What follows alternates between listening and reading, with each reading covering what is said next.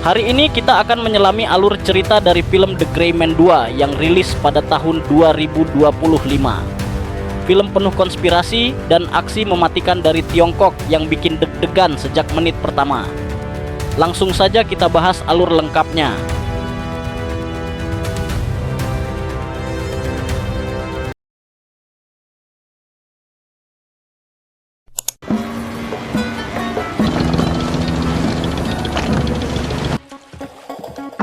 Cerita dimulai dengan menampilkan seorang bos mafia bernama Saud yang tengah mengunjungi sebuah wilayah strategis yang dinilai cocok untuk pengembangan bisnis barunya, di mana dalam pertemuan tersebut hadir sejumlah tokoh berpengaruh seperti kepala daerah, anggota DPR, ketua ormas, serta perwakilan dari koperasi simpan pinjam.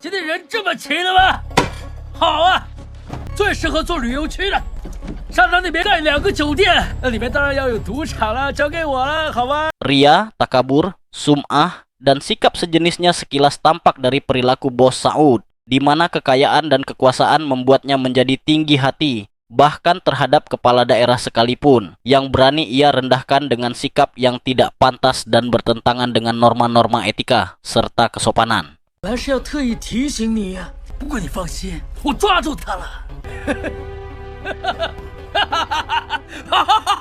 Dengan ambisi yang besar, bos Saud berencana untuk mengambil alih daerah ini dan menundukkan para pejabat pemerintahan di sana. Salah satunya adalah seorang anggota DPR yang menurut saja pada semua perintah, sebagai bukti bahwa ia telah menerima amplop tebal dari bos Saud.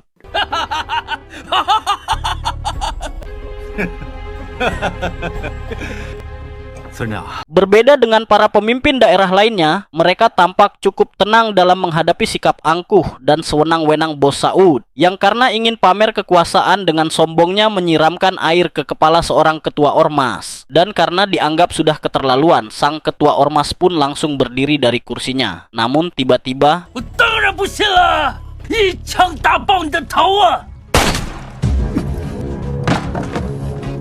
没事没事没事。 Melihat kejadian tersebut, si anggota dewan segera membujuk Pak Kepala Daerah agar menyetujui semua proposal yang diajukan oleh bos Saud. Namun sebagai sosok terhormat dan bermartabat, Kepala Daerah menolak permintaan bos Saud dengan cara yang sopan dan penuh kehormatan. Namun, bos Saud yang tak terbiasa menerima penolakan langsung menurunkan beberapa anak buahnya.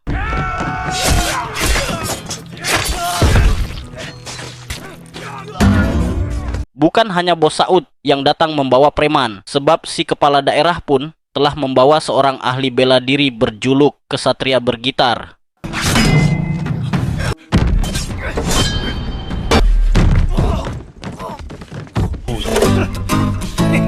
Melihat semua anak buahnya dikalahkan hanya oleh satu orang, bos Saud pun akhirnya memanggil tangan kanannya yang bernama Kim, sosok yang dikenal sangat tangguh dan memiliki kemampuan bela diri tingkat tinggi. Dan inilah yang kemudian terjadi.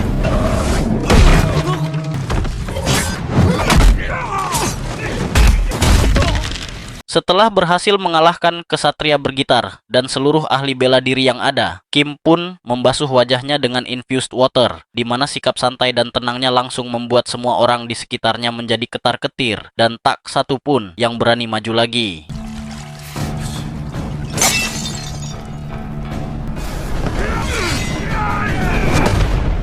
Meski jagoannya telah tumbang, Pak Kepala Daerah tetap teguh pada pendiriannya untuk tidak mau bekerja sama dengan bos Saud. Sehingga tanpa pilihan lain, bos Saud pun akhirnya terpaksa mengambil tindakan seperti ini.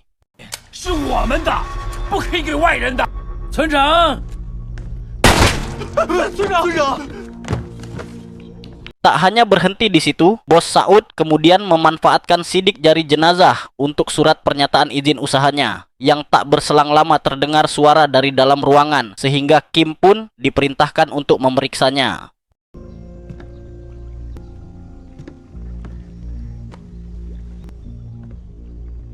Ternyata suara itu hanya berasal dari seekor kucing yang sedang mencari makan dan tidak ditemukan hal mencurigakan apapun. Dan setelah semua penghalang berhasil disingkirkan, kini bos Saud pun resmi mendirikan kerajaan bisnisnya di wilayah tersebut. 1、2、3，搞定了，收工了。是 15 tahun kemudian, kita akan diperkenalkan kepada seorang pemuda bernama Xuan. Sosoknya terlihat sangat tangguh dan ia memiliki gaya bertarung yang cukup mumpuni dan penuh percaya diri.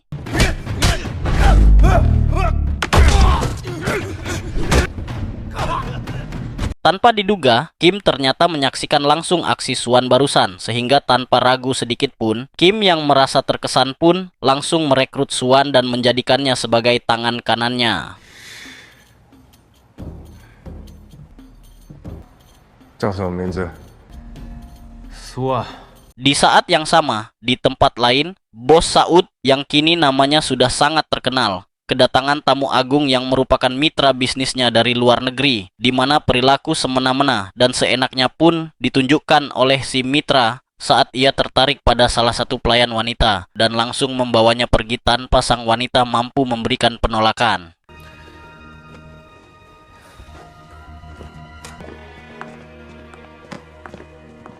Sementara itu, Kim dan Xuan sedang menjalankan sebuah tugas, yaitu menemui seorang pengusaha yang merupakan rival bisnis bos, dengan membawa sebuah koper yang berisi sesuatu yang sangat penting dan berkaitan dengan kelangsungan bisnis mereka. 不是那个小明星吗？ 叫杀人灭口。 Dan ya, isi koper itu ternyata adalah seorang wanita yang tak lain adalah selingkuhan dari si pengusaha, yang tentu saja membuatnya merasa sangat malu di hadapan semua orang. Dan tak lama kemudian, muncullah Bos Saud yang datang dengan maksud untuk mengambil alih wilayah tersebut. Namun karena si pengusaha bersikeras menolak, maka inilah yang kemudian terjadi. 抓住他！拿回手机！别跑！ Xuan datang tepat pada waktunya ketika Kim sedang sangat membutuhkan bantuan, di mana akhirnya mereka berdua melakukan kolaborasi untuk pertama kalinya dan menunjukkan kekompakan yang luar biasa dalam menghadapi situasi tersebut.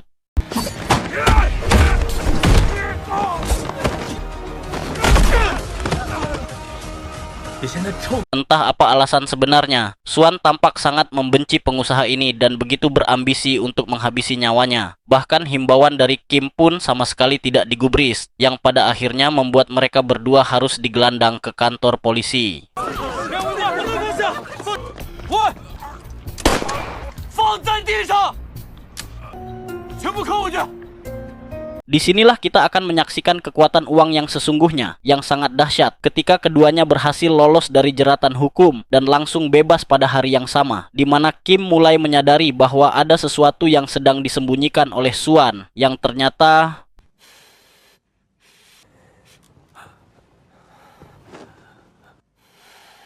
dan ya, Xuan ternyata mengalami luka akibat perkelahian sebelumnya, di mana Kim segera membawanya kepada seseorang yang ahli dalam pengobatan, yaitu Yuli, yang tak lain dan tak bukan adalah istri Kim sendiri. 沙哥，怎么了？哇，你搞什么？伤这么重？ Yang menarik adalah Xuan menolak untuk disuntik obat pereda nyeri dengan alasan ingin merasakan rasa sakitnya seorang diri, yang tentu saja membuat semua orang di sana geleng-geleng kepala dan tak habis pikir dengan sikapnya.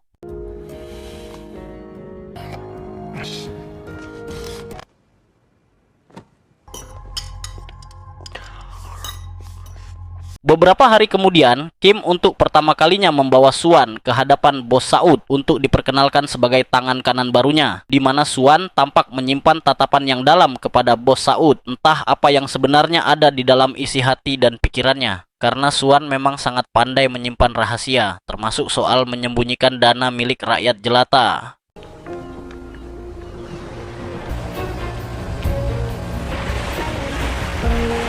Berlokasi di atas kapal pesiar mewah, Bos Saud berencana membagikan uang hasil bisnis haramnya, di mana ia akan memberikan separuh dari keuntungannya jika ada salah satu anak buah yang bersedia menjalankan tugas khusus. Dan saat sebagian besar anak buahnya hanya terdiam, Xuan dengan lantang memotong pembicaraan dan menyatakan sanggup melaksanakan tugas tersebut.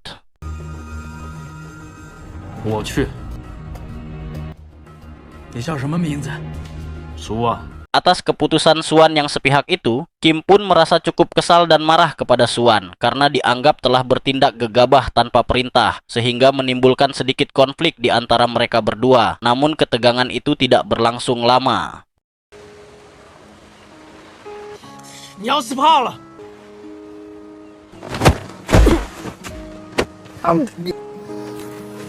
Berlokasi di sebuah lingkungan yang sangat berbahaya, Suan dan Kim pun bersiap menjalankan tugas yang diberikan oleh bos Saud, yaitu merebut barang terlarang dari kelompok preman lokal setempat, dan inilah yang terjadi.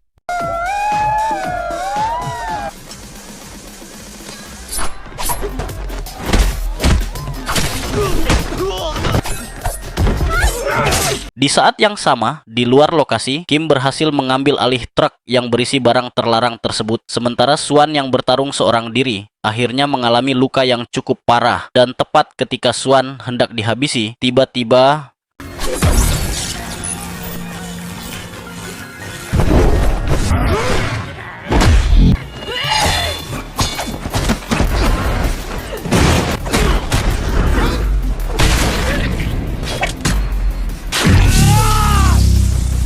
atas keberhasilan misi ini, bos Saud merasa sangat puas dan berencana memberikan sebagian bisnisnya untuk dikelola oleh Kim, yang sebenarnya tidak terlalu tertarik dengan semua itu. Namun karena tak berani menolak, ia pun tetap menerima keinginan sang majikan.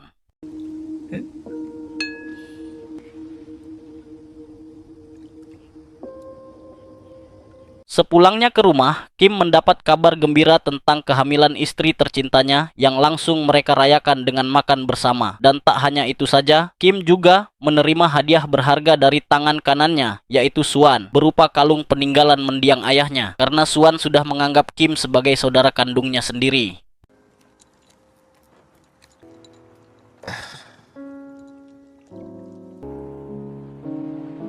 Di keheningan malam, saat sedang sendirian, Suan tampak tengah menekuni hobinya, yaitu mengukir sebuah patung. Kegiatan yang memang sudah menjadi kebiasaannya sejak lama. Di mana keesokan harinya, di kantor polisi, seorang komandan polisi, sebut saja si komandan, bersiap menjalankan misi penggerebekan terhadap para kriminal yang akan melakukan transaksi terlarang.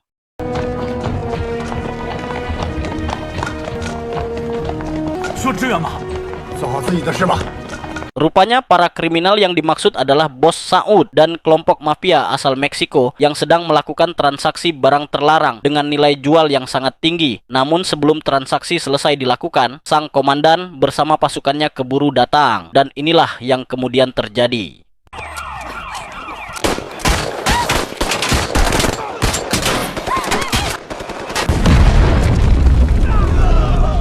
Polisi berhasil menumbangkan kelompok mafia asal Meksiko, sementara bos Saud sendiri berhasil selamat dan melarikan diri melalui jalan belakang. Namun saat hendak kabur lebih jauh, Kim tiba-tiba menodongkan pistol ke arahnya, karena ternyata selama ini Kim adalah seorang polisi yang ditugaskan secara rahasia untuk menjadi mata-mata.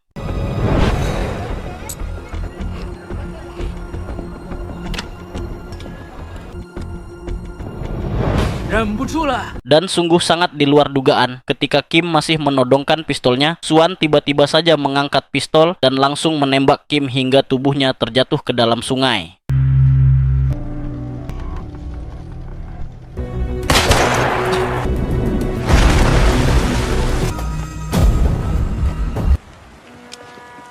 Setelah Kim tewas, Suan pun menjadi kandidat terpilih untuk menggantikannya. Dan bertempat di atas perahu yang sedang melaju, bos Saud mencoba mengulik asal-usul dan silsilah keturunan Suan agar tak terjadi lagi pengkhianatan. Namun hal mengejutkan pun terjadi ketika Suan tiba-tiba mencekik sopir perahu dari belakang hingga mengakibatkan mereka terlempar ke pinggir sungai.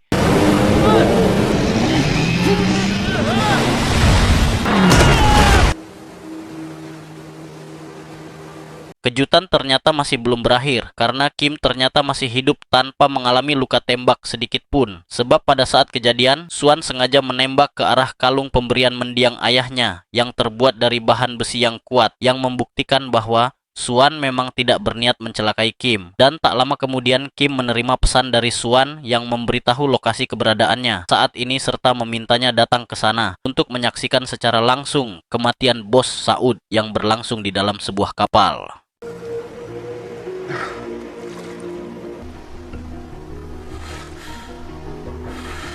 Bertempat di dalam sebuah kapal, nyawa bos Saud benar-benar berada di ujung tanduk ketika Kim berniat membalas dendam. Dan saat bos Saud bertanya, "Wahai anak muda, siapakah engkau sebenarnya?" Suan pun menjawab, "Aku adalah putra kandung dari seorang kepala daerah yang telah kau bunuh, dan kini aku datang untuk membalas dendam atas kematian bapakku." 我会让你用同样的方式去见他。 Sekarang sudah jelas siapa sebenarnya sosok Suan. Ia ternyata adalah anak dari bapak kepala daerah yang 15 tahun lalu dibunuh oleh bos Saud. Dan suara kucing yang terdengar saat itu sebenarnya adalah suara Suan kecil yang nyaris ketahuan. Namun berkat Kim yang masih memiliki hati nurani, nyawa Suan kecil pun berhasil diselamatkan hingga tumbuh menjadi pemuda tangguh seperti sekarang. 苏泰，苏万，哦， Tidak akan langsung dibunuh karena itu terlalu cepat dan terlalu mudah. Suan pun menyayat tendon kaki bos Saud yang rasa sakitnya sungguh tak terbayangkan. Namun tepat pada saat itu, Kim akhirnya muncul dan berhasil mencegah Suan untuk melanjutkan aksinya yang cenderung main hakim sendiri.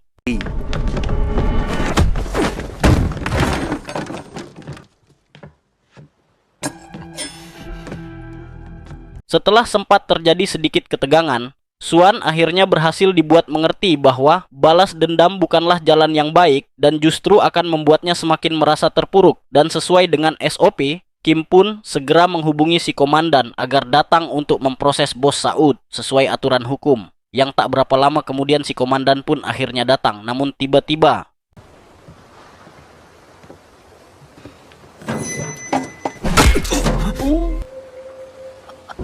sungguh tak disangka, ternyata si komandan adalah bagian dari komplotan bos Saud yang selama ini justru menjadi backingan utamanya, di mana aksi penggerebekan terhadap kartel Meksiko tadi siang rupanya hanyalah bagian dari rencana bos Saud dan si komandan untuk mendapatkan barang terlarang itu secara cuma-cuma. Sementara Kim yang ditugaskan menjadi mata-mata selama lebih dari 15 tahun ternyata juga merupakan bagian dari rencana si komandan yang sengaja menempatkannya di sana untuk melindungi sekaligus menjaga agar seluruh informasi kejahatan bos Saud tetap aman.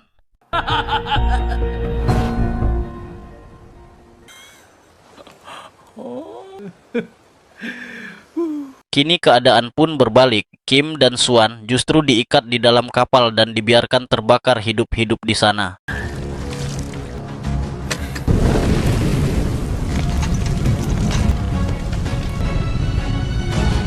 Hingga 2 jam kemudian seorang warga mendapati 2 pria terkapar di depan rumahnya yang ternyata adalah Kim dan Suan yang berhasil selamat dari kebakaran tersebut, di mana si warga pun langsung membawa mereka berdua ke rumah sakit agar bisa segera mendapat penanganan yang lebih intensif. Kim dinyatakan meninggal dunia akibat luka bakar parah yang dideritanya di sekujur tubuh. Sementara Suan berhasil selamat meskipun kondisi wajahnya rusak parah karena terbakar. Sehingga dokter bedah pun mengambil keputusan darurat untuk melakukan transplantasi wajah dengan memindahkan wajah Kim ke wajah Suan. Dan itulah mengapa sosok Kim yang akan kita lihat nanti sebenarnya adalah Suan yang telah berganti wajah. 你肌肉萎缩得很严重，把他的脸还给你。 1 bulan pun berlalu, Suan yang kini telah mengenakan wajah Kim akhirnya siuman dari koma panjangnya. Sementara di sisi lain, bos Saud diketahui sedang mencalonkan diri sebagai kepala daerah yang baru demi memperluas jangkauan kekuasaan dan memperkuat wilayah dominasinya.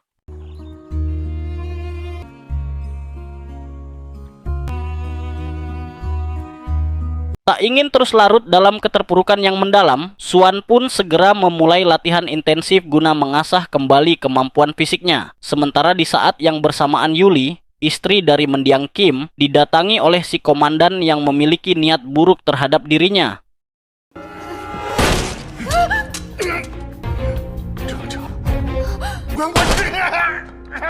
Dan ya, Suan datang tepat waktu dan langsung menembak kedua kaki si komandan, satu persatu. Yang awalnya mengira itu adalah Kim, anak buahnya yang masih bisa dia rayu. Namun ternyata si komandan sudah keliru besar, karena Suan tidak pernah setengah-setengah atau ragu dalam setiap keputusan yang ia ambil. 这样我可以证明你卧底的身份，与父王之仇。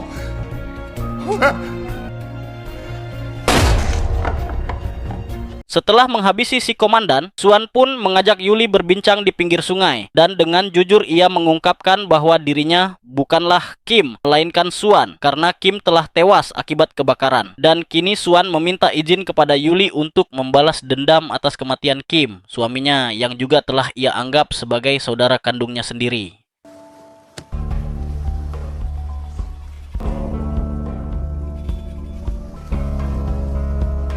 Tepat di hari pelantikan resminya sebagai calon kepala daerah yang baru, Bos Saud dibuat terkejut oleh kemunculan sosok yang ia kira telah tewas dalam kebakaran, tanpa menyadari bahwa itu sebenarnya adalah Suan. Hingga akhirnya Bos Saud pun segera pergi menuju salah satu kediaman mewah miliknya untuk menyambut kedatangan Suan yang datang dengan niat membalas dendam.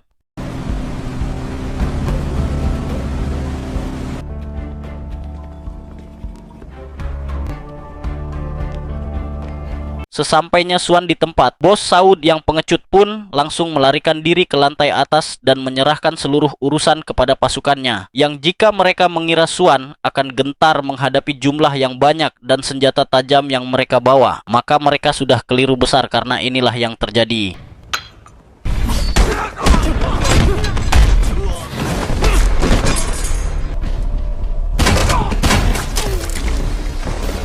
Setelah mengalahkan para kerocok-kerocok, Suan pun naik ke lantai 2 dan di sana ia harus berhadapan dengan ajudan Bos Saud yang terkenal lihai memainkan pedang, di mana Suan yang memiliki tekad lebih kuat pun mampu menyetarai kemampuan si ajudan.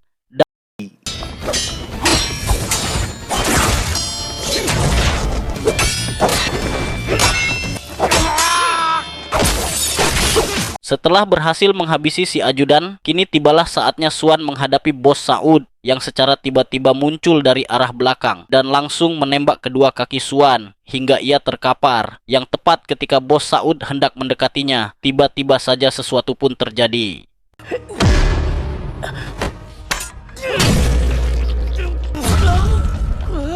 Dan ya, Suan berhasil menusukkan pisau ke perut Bos Saud meskipun tusukannya tidak cukup dalam untuk langsung menghabisi nyawanya. Dan ketika Suan berusaha bangkit serta berniat mendekatinya lagi, Bos Saud justru langsung menembaknya hingga Suan pun tewas untuk selamanya.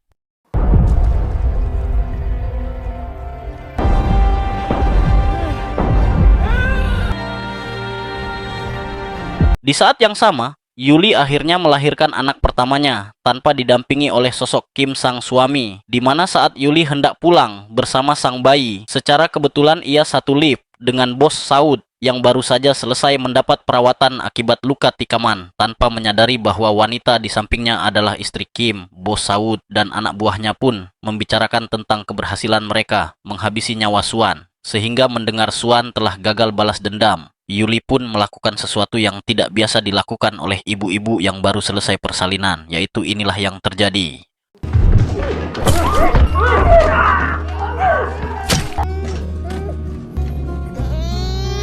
Dan ya, bukan oleh sosok jago gelut seperti Kim maupun Suan, Bos Saud justru tewas di tangan seorang ibu yang bahkan belum selesai masa nifasnya, di mana semua ini adalah bagian dari takdir yang memang tidak akan pernah bisa dihindari.